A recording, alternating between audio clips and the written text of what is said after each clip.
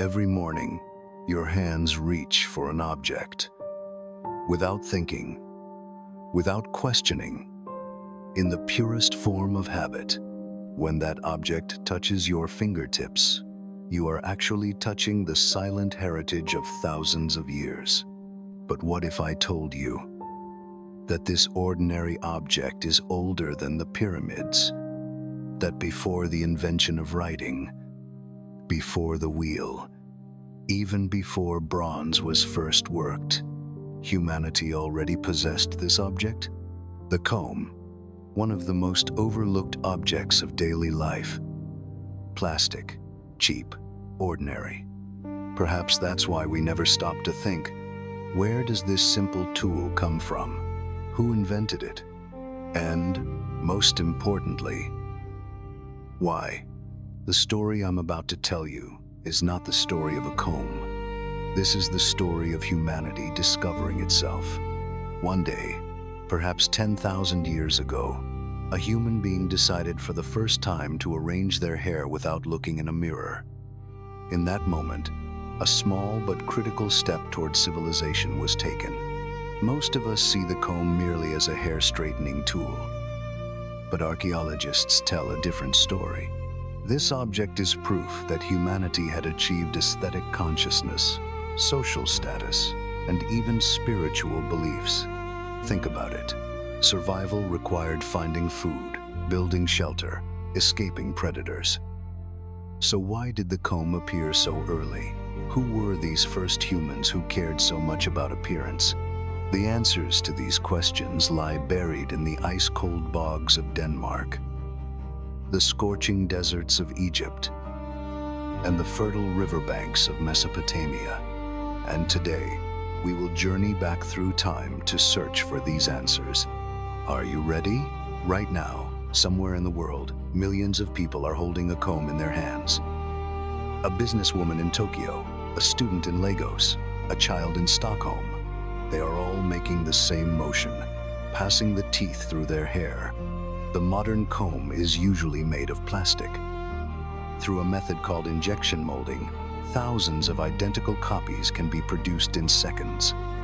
Today, a comb sells for mere cents and is easily discarded. But once upon a time, a comb was worth a fortune. Now, close your eyes and come with me. The noise of plastic factories slowly fades. The sound of machines disappears. In its place comes the rustle of wind, the murmur of a distant river. We are no longer in the 20th century, nor in the 19th. There are no calendars, no clocks, only the sun and the moon. Where we find ourselves now is approximately 5,000 years ago. We are on the banks of the Nile in Egypt. The pharaohs have not yet built the pyramids, but people are already combing their hair. And this object in my hand, carved from bone, 7 teeth fitting in the palm of a hand, is a comb. One of the world's oldest combs was found in southern Israel at the Tel Lachish excavation site. When archaeologists made this discovery, they were cleaning the soil millimeter by millimeter with brushes in their hands. During this excavation in 2016, a small object carved from ivory emerged into daylight. Carbon-14 dating showed that this comb dated to approximately 1,700 BCE. But the truly astonishing thing was something else entirely. On the comb was a sentence written in the oldest known Canaanite alphabet. When translated, it read, "May this ivory comb root out lice from the hair and the beard." Think about it. Approximately 3,700 years ago, someone inscribed a wish onto this comb. The lice problem was so serious that the object itself was imbued with magical meaning. But this is not the oldest example. On the island of Sjælland in Denmark, much older combs were found in bog excavations. These date to around 4,000 BCE, 6,000 years before our time, carved from deer antler, rough but functional. And if we go even further back, in the lakeside settlements of Switzerland, wooden combs from the Neolithic period were discovered. These are the silent witnesses of the era when humanity transitioned to settled life. So where was the oldest comb found? Archaeologists cannot give a definitive answer to this question. Because the earliest combs were probably made from wood or biological materials and rotted away.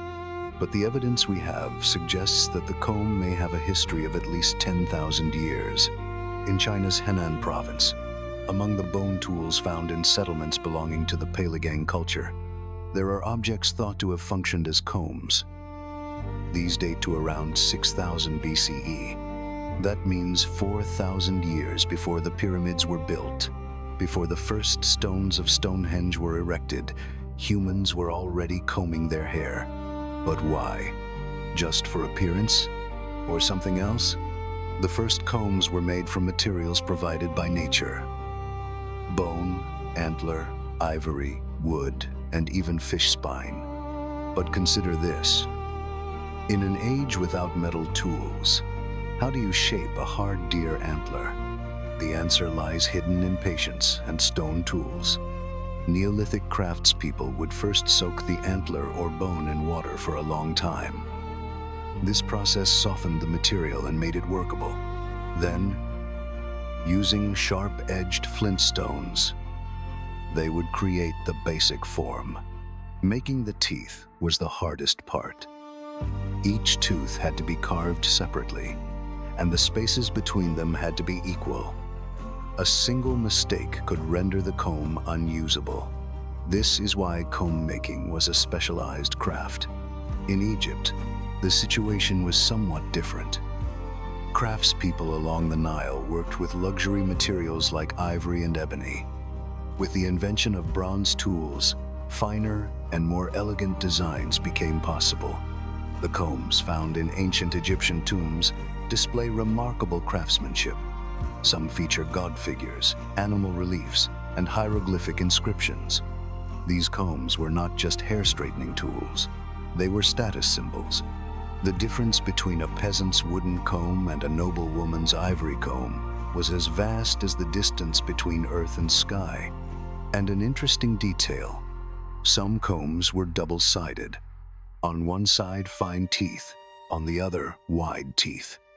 The fine-toothed side was for cleaning lice and nits, while the wide-toothed side was for styling hair.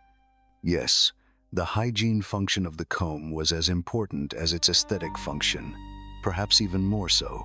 Now let's fast forward.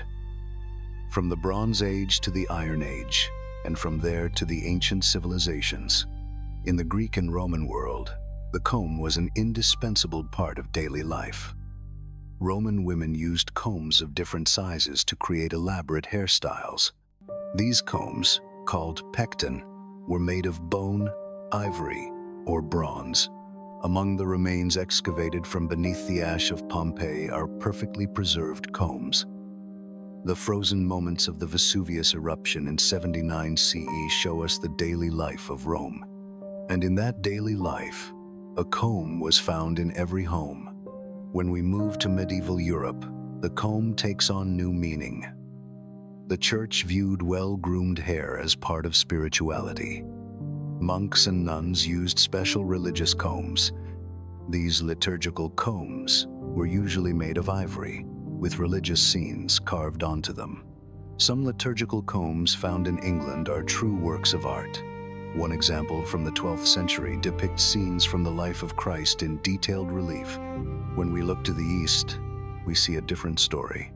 In Japan, the comb became not just a functional tool, but also an art form. Traditional Japanese combs called kushi were made from boxwood or mother of pearl, with gold leaf designs applied using the maki-e technique. A Japanese bride would receive a special comb set at her wedding. These combs would be passed down from generation to generation, becoming family heirlooms. In China, combs were typically made from buxus wood and held an important place in traditional Chinese medicine. It was believed that combing hair improved blood circulation and relieved headaches. When we turn to Africa, combs underwent an entirely different evolution. Wide-toothed combs designed for afro-textured hair were carved from wood or bone. For some African communities, the comb was part of tribal identity. The shape and decorations of the comb indicated which tribe the bearer belonged to. And at the dawn of the modern era, the Industrial Revolution changed everything. In the mid-19th century, rubber and then plastic were discovered. Now combs could be mass-produced. Ivory combs that once only the wealthy could afford gave way to plastic combs that everyone could buy. Democratization? Perhaps. But something was also lost. The comb was no longer a work of art. It was a disposable object. Today, in massive factories across various countries, combs are being manufactured. China accounts for a large portion of this production. When you step into a modern comb factory, you see how far we have come from the workshop of a craftsman thousands of years ago. Here, the human hand touches almost nothing. The process begins like this. Plastic granules are poured into large hoppers. These granules are melted and injected in liquid form into molds. The plastic cools within seconds and takes the shape of a comb. Robotic arms remove the combs from the molds and send them to the packaging line. In a single day, one factory can produce hundreds of thousands of combs, but such fast and efficient production comes at a cost. Modern plastic combs do not decompose in nature for hundreds of years. Every year, millions of plastic combs end up in landfills and oceans. That is why, in recent years, a return movement has begun. Bamboo combs, wooden combs, combs made from biodegradable materials are becoming popular again. A return to the materials our ancestors used is, ironically, being presented as the solution for the future. And some luxury brands are reviving handmade combs. In England, the Kent Company still produces horn combs using traditional methods. In Japan, master craftspeople make boxwood combs using techniques passed down for generations. These combs are expensive, rare, and valuable, just as they were thousands of years ago. Now take a moment to consider. When you wake up tomorrow morning and pick up a comb, you are actually continuing a 10,000-year-old tradition. Before you, billions of people made the same motion. An Egyptian temple priestess, a Roman senator's wife, a Japanese samurai, an African tribal chief. They all felt the same fundamental need: to straighten their hair, to take control of their appearance, to look at themselves. Perhaps the comb reflects one of humanity's deepest characteristics: the desire to see and arrange ourselves.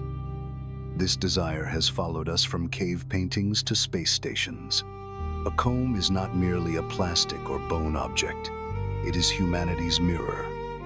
And every time we look into that mirror, we see the silent heritage of thousands of years. Time flows on, empires fall. Languages are forgotten, but some things remain. Simple, silent, ordinary. And perhaps the deepest stories are told by the most ordinary objects.